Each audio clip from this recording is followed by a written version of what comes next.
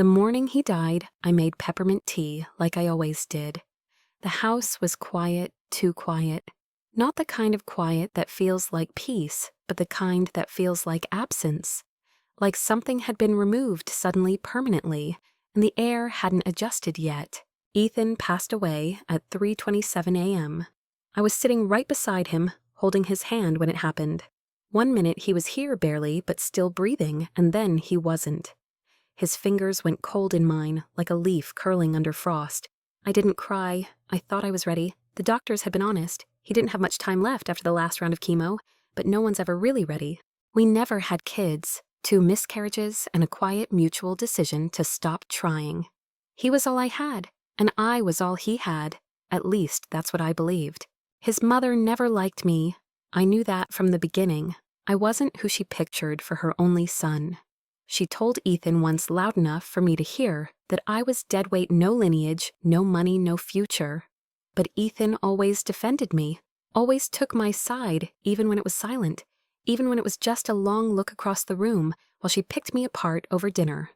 I lived off those looks. They were my proof that someone saw me, that someone chose me. The funeral was simple, just like he wanted. I didn't say much. I couldn't. My chest felt hollow. But the whispers behind me were sharp. She didn't even shed a tear. She probably wanted this to be over. I didn't answer them. I didn't owe them anything. I'd been there for every scan, every vomit-soaked sheet, every moment Ethan forgot what year it was. I shaved my head when he lost his so he wouldn't feel alone. I bathed him when he couldn't lift his arms. I gave up my job my whole career, really to stay with him full-time. And now he was gone. 3 days later, Judith, his mother, called me into the living room. Her voice had that clipped, brittle sharpness she always used with people she didn't respect. "You'll need to start packing," she said, not looking up from the papers in her lap. "The house isn't yours to stay in anymore." I didn't say anything. I just looked at her, and then at the wedding photo still hanging by the fireplace. Ethan and I on the beach in Mendocino, his arm around my waist, like I was his whole world. Judith didn't follow my gaze. Her eyes stayed on the documents, the estate, she said, as if she were explaining weather. "It's been placed in a trust, and I'm the acting executor. You weren't included in the revised will." I still didn't speak. I already knew. I knew Ethan wasn't lucid enough to revise anything in those last weeks. And I knew Judith. I knew the kind of lawyers she hired. The kind that specialized in quiet removals. The kind that made people like me disappear without headlines. She handed me a printed notice, an official letter from a firm downtown, claiming the house now belonged to the trust, her name stamped cleanly across the bottom. I left that afternoon, 1 suitcase, a few of Ethan's letters, nothing else, no hug, no goodbye, no thank you. Just the slow sound of the front door clicking shut behind me. She thought she'd erased me, that I'd slink away defeated, forgotten. That's what people like her always believe. But Judith never knew who I was before I met Ethan. She never asked what I'd walked away from to be his caregiver. She never saw me as anything but background. And that, more than anything, is why she made her biggest mistake. Because while she was celebrating her silent victory, I was remembering everything I'd given up and quietly deciding what I was going to take back. I moved into a short-term rental across town. 1 bedroom, 2nd floor.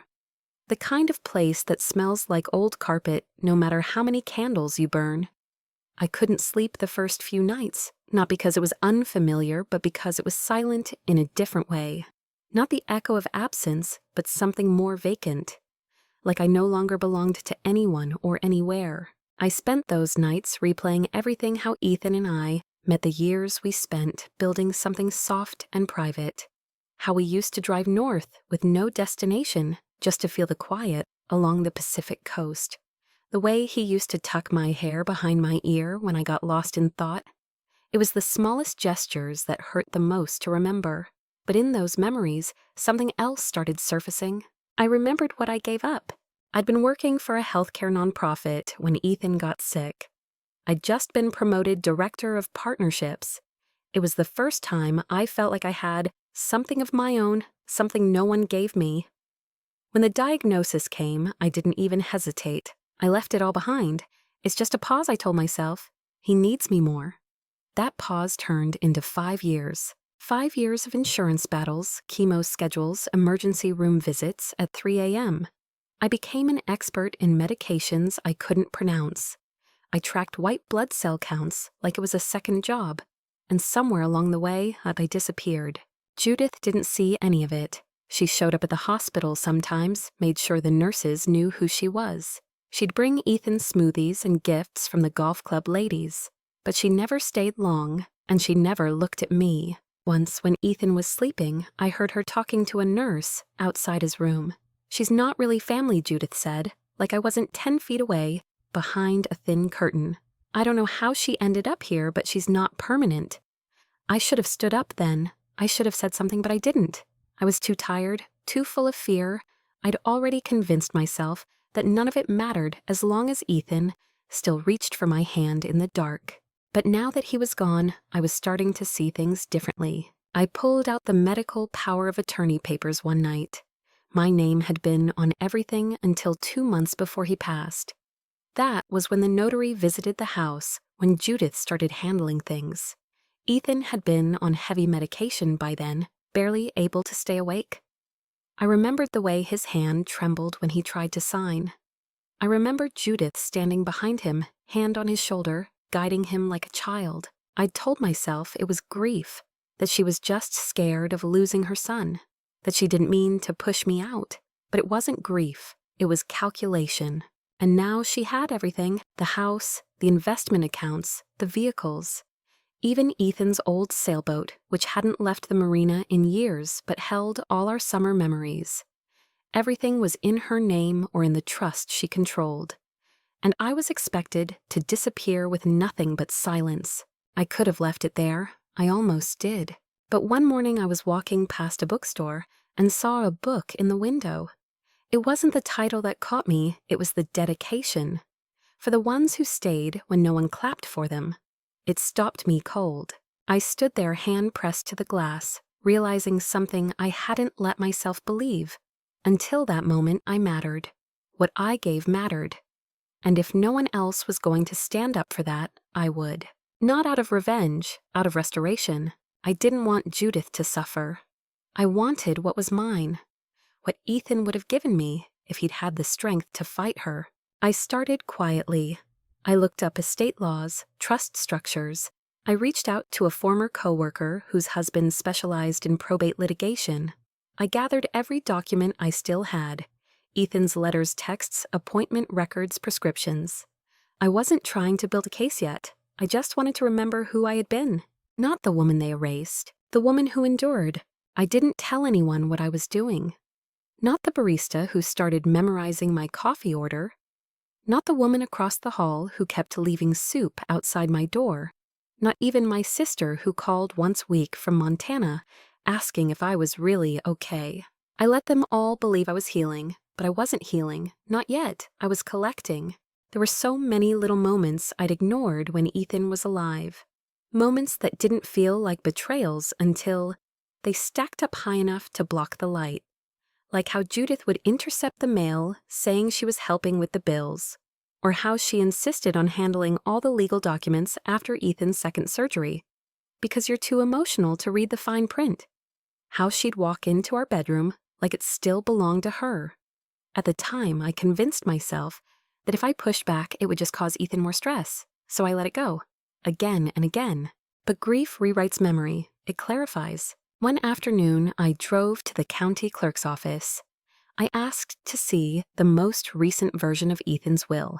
The clerk pulled it up. Without hesitation, it was public record, once the estate went into probate. And there in clean digital print was the date just 6 weeks before he died. I remembered that day. Ethan couldn't get out of bed. His vision had started to blur. He'd asked me to read to him because he couldn't focus on the words. He didn't write that will. He didn't even know what day it was. But someone filed it, someone notarized it, someone signed on his behalf. My hands didn't shake, not right away. I just stared at the signature. I knew Ethan's handwriting. I knew the soft tilt of his E, the long tail of his H. This one was rushed, unfamiliar, mechanical. I printed a copy and folded it into my bag. My heart didn't race. My breath stayed steady, but something in me had shifted. Not like a crack, more like a lock sliding into place. Judith hadn't just taken the house, she'd taken his voice. She'd turned his death into an opportunity. And I had proof. That night, I sat on the floor of my apartment and opened a blank notebook. On the first page, I wrote one word: restore. Not revenge, not justice, not even grief, just restore. Restore what I'd built with Ethan. Restore what I sacrificed. Restore who I was before she buried me under legalese and polite cruelty. I called Daniel the next morning.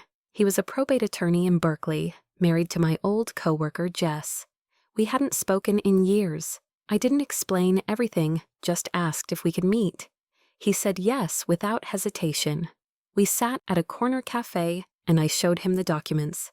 I didn't cry. I didn't raise my voice. I just told him what I remembered, what I'd seen, what I suspected. He read in silence, then leaned back and said the words that made my chest tighten. This isn't just suspicious. It's potentially invalid. I exhaled. Not relief, just confirmation. He laid out options: filing a contest, requesting a formal review of the signature, petitioning for restitution of marital property. It would take time, he warned. Months, maybe a year. Judith would fight it. There would be hearings, discrediting. I can handle that, I said. You'll need to relive a lot of things. I already do, I told him. Daniel nodded like he understood something deeper. Then let's begin. I didn't feel strong. I didn't feel brave. I just felt ready to stop pretending I didn't exist. And as I walked home that night, wind pressing against my collar, streetlights flickering above me, I realized I hadn't thought about Ethan's voice all day. I'd thought about mine. The court date came faster than I expected. It was a procedural hearing, just the beginning. Still, I couldn't breathe properly that morning. I wore a plain black dress and tied my hair back. No jewelry, no makeup. I wanted to look small, harmless, invisible even.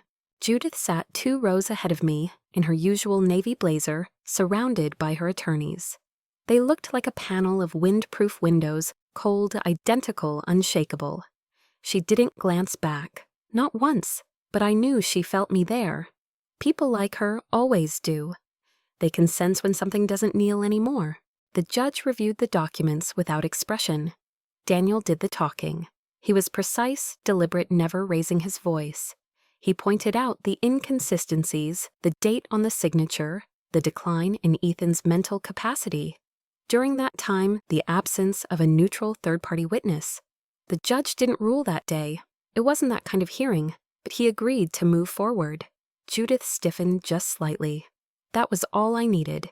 When we stepped out of the courtroom, she turned to me for the first time in months. "You're wasting everyone's time," she said, her voice low and clipped. I smiled. Not out of joy, just muscle memory. You took everything I said softly. Now I'm just asking questions. She stared at me like I'd spoken a language she couldn't translate. You were nothing before Ethan. And yet, I replied, here we are. She didn't respond. But I saw it. The flicker, the recognition that I wasn't standing where she thought I'd be, that I hadn't broken quietly the way she expected. That night, I walked home in the rain. I didn't rush. I let it soak into my coat, into my hair, into the lining of my shoes. It felt like something was being washed off years of silence, of stepping aside, of making myself smaller, to make room for people who thought I didn't belong. I wasn't angry, not in the way people expect. I was just done shrinking. Daniel called the next day. He'd found something, a revised deed transfer. It listed the house under a trust created just a month before Ethan died. Judith was the trustee, but here's the part that made my breath catch. The loan tied to that trust had recently defaulted. She was trying to flip the house.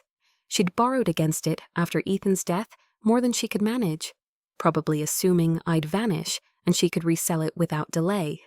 But she hadn't counted on me filing a claim. She hadn't expected the process to freeze everything: legal review, financial transitions, real estate activity. And now the bank was involved. The house was stuck. She couldn't move forward. She couldn't sell. She couldn't even refinance. It was poetic in a quiet, brutal kind of way. I didn't cheer, I didn't pour champagne. I just stared at the documents and let the silence stretch. She hadn't just pushed me out, she'd overplayed her hand, and now I had leverage. I took the next week off from everything, from thinking, from grieving. I walked to the library each morning, sat in the back with my laptop, and started looking into asset recovery, silent ownership real estate shell companies. I wasn't trying to beat her. I was trying to build something she couldn't touch, a future with no hinges on her doors. There were nights I'd still cry, not for Ethan. I'd already said goodbye to him 1,000 times, but for the version of myself I let disappear to make room for someone else's son, someone else's legacy, someone else's control. That version deserved mourning too, but not resurrection. I wasn't her anymore. Not the girl with clipped wings and careful words. Not the wife who waited outside hospital doors while decisions were made around her. Not the placeholder in someone else's family tree. I was someone else now, and I wasn't done. People stopped calling. Not that there were many to begin with, but the ones who'd sent flowers after the funeral or posted prayers under Ethan's obituary. They faded, one by one. Judith had a way of making silence contagious. She didn't need to say things outright. All she had to do was sigh, pause meaningfully, and let others fill in the blanks. That's how she worked. With whispers, with posture, with reputations built from carefully curated pity. She's suing the family, someone must have said. She's bitter, someone else replied. She's trying to take advantage now that he's gone, and no one questioned it. Because I didn't scream. Because I didn't fall apart in public. Because I wasn't a widow in the way they wanted me to be, fragile, weeping, dependent. I didn't fit their grief narrative, so I must have been doing something wrong. I ran into an old friend of Ethan's at the grocery store. We used to double date with him and his wife, back before hospitals and hospice became our social life. He saw me near the produce aisle and hesitated. Then he walked over to, casually, like bumping into me was an inconvenience. "I heard you're going to court," he said. "No, hello, no, how are you?" "I am." He gave a tight nod. "You know Judith's really struggling." I didn't answer. She lost her only son? So did I wanted to say. But mine wasn't born from her body, so it didn't count. He walked away before I could find a reply. I stared at the apples for a while, trying to remember what I came in for. I went home with nothing in my cart. There were nights I doubted everything. What if I was wrong? What if I was selfish? What if Ethan had really meant to change the will? But then I'd read his texts, the ones from the last month he was lucid, the ones where he asked if I'd made tea, or if I could sit beside him while he slept, or if I remembered to pick up his favorite yogurt from the corner store. They weren't grand declarations, they weren't legal instructions, but they were full of trust. He never stopped seeing me as his home, so I reminded myself this isn't about what Judith said, or what people believed, or what polite society expected from a widow who'd been erased from the paperwork. This was about truth, and preservation, and dignity. It was about not letting someone walk out of your life with everything you built and pretend you never existed. I couldn't go back to work yet. My old contacts had moved on. And to be honest, I didn't have the bandwidth to sit in meetings smiling at PowerPoints. Like my life wasn't being cross-examined in courtrooms and gossip circles. So I started working on something else. I found a small business grant program for women in transitional housing. I didn't qualify yet, but the process of writing a plan, building numbers, pitching something, it gave me back a piece of myself. A part that had nothing to do with Ethan or Judith or legal documents signed in the dark. One morning, I got a letter from the probate office. It was a notice the house had officially entered foreclosure. Judith's loan had collapsed under the weight of court holds and unpaid interest. She was losing the house. The house I made a home. The house she stole with a pen and a lie. I didn't feel triumphant. I felt something slower, something quieter.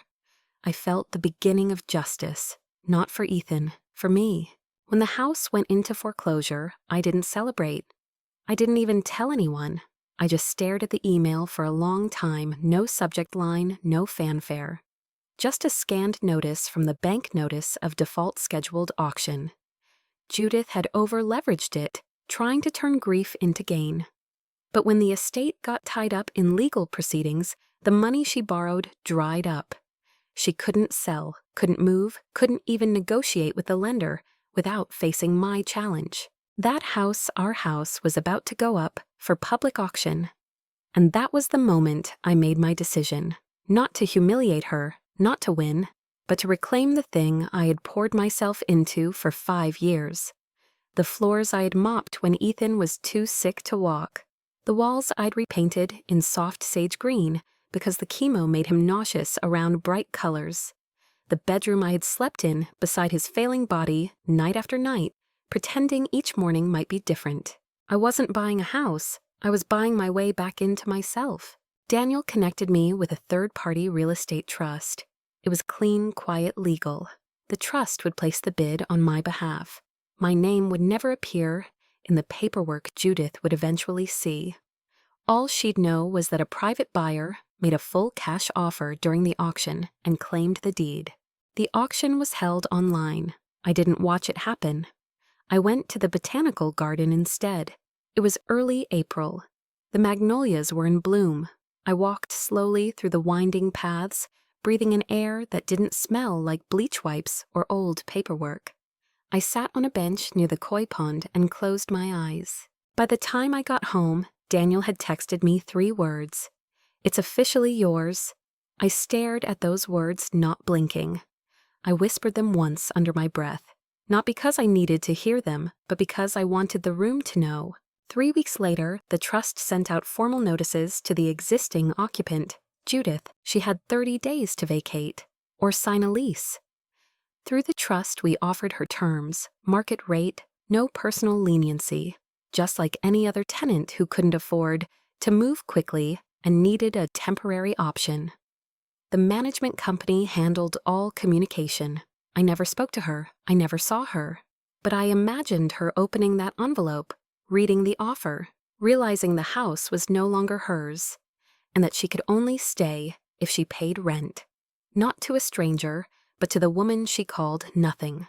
I didn't need to see her face. I didn't need the confrontation. That moment wasn't for her. It was for me. It was the moment I proved without a single scream or headline that I had not disappeared. I had not been erased. I had simply returned in a form she couldn't control. The next time I passed the house, I didn't stop. I didn't glance at the window where I used to sit with Ethan, sipping weak coffee and watching birds gather on the power lines. I didn't slow down to see if Judith was still there. I just walked by, free, because I no longer needed to live in that house. But she did, and she would on my terms. I never went back inside, even after the deed was transferred, even after the property manager confirmed Judith had signed the lease. I never crossed the threshold again. I didn't need to. That house had stopped being mine the day Ethan died. What I took back wasn't wood or paint or real estate. It was narrative. It was proof that I was never just the wife, that I hadn't imagined the sacrifices, that I hadn't made up the years I spent dissolving into someone else's emergency. She could live there now. She could watch her shows in the same living room I used to line with pill bottles and soft blankets. She could complain about the heating or call the management company when the plumbing failed. But she would never again call it hers. One afternoon, I walked past the house on my way to meet Daniel. It had been months, spring again. The garden out front was still overgrown. Judith had never cared for plants the way I did. The gate squeaked the same way it used to. I could see a light on in the back den. And for a brief second, I wondered if she'd moved the furniture, if she'd thrown away the photos, if she'd scrubbed the house of any trace of me. But it didn't matter, because I didn't need to be remembered to matter. I sat across from Daniel at a small cafe near the courthouse. He handed me a thin folder final documentation, everything wrapped up. The estate was settled, the foreclosure closed, the trust dissolved into a holding company under my name. No loopholes left. He looked at me for a moment before speaking. "She's renting from you now," he said quietly. "How does that feel?" I stirred my tea. "It feels like gravity," I said. He raised an eyebrow. Not heavy, I clarified. Just right. Like everything fell where it was supposed to. Eventually, we talked a little more logistics, next steps. Things about paperwork I barely heard. I was already somewhere else, back inside myself. The day Ethan proposed, he told me I made him feel calm. He said I was like a harbor steady, quiet, safe. I don't think I ever told him the truth. He was the one who made me brave. And now, even without him, I was learning to stand again. Not in defiance, not in vengeance, but in wholeness. I never responded to Judith's final notice, a complaint about the broken dryer. The property manager handled it. I didn't need to be part of her world anymore. I was done being reduced to legal terms and emotional debts. I wasn't a widow chasing scraps. I was a woman who remembered herself. That night, I went home to my modest apartment, the one I'd furnished piece by piece without compromise. I lit a candle in the window, not for Ethan, not even for closure, just for the part of me that had finally come home. I didn't mark the anniversary of Ethan's death this year. There was no candlelight vigil, no visit to the cemetery, no long posts on social media about grief or survival. I just woke up, made coffee, and fed the stray cat that had started lingering near my window. The sky was gray, the wind sharp, but it didn't sting the way it used to. There's this myth that closure looks like a door slamming shut, or a courtroom win, or someone finally saying, "You were right." But that's not how it happened for me. Closure was walking past a house I once loved without flinching. It was paying the water bill for a tenant who would never know who I was. It was sleeping through the night without dreaming about hospital monitors or fake signatures. I never became wealthy. I didn't go on some glamorous rebirth tour of Europe. I didn't write a memoir or start a foundation or give a TED Talk about betrayal and healing. I just started living again. I took a part-time role consulting for a nonprofit I used to admire from afar. The first time I led a meeting again, my voice cracked. Not from nerves, but from hearing myself out loud after so many years of quiet. I planted basil on the windowsill. I took a class on grief and legal ethics at the community college. Not because I needed it, but because it made me feel sharper, more rooted in the world I once stepped away from. And sometimes when I'm walking home and I pass people chatting on a front porch, or arguing over fence height, or watering their hydrangeas, I think about the woman I used to be, the one who would have traded everything for peace in someone else's home, the one who once believed proximity to love was the same thing as having a place in it. But I don't miss her. She's part of me. But I don't carry her weight anymore. I carry her strength. One afternoon, a letter arrived addressed to tenant of record. I opened it without thinking. Inside was a short note Judith had moved out. No forwarding address, no thank you, just a scribbled line. "Please handle final utilities." I stared at her handwriting for a long time. Then I shredded the letter and watered my basil. That was the end of her story in mine, and the beginning of mine in mine. No banners, no revenge plot twist, just the quiet power of still being here and being whole.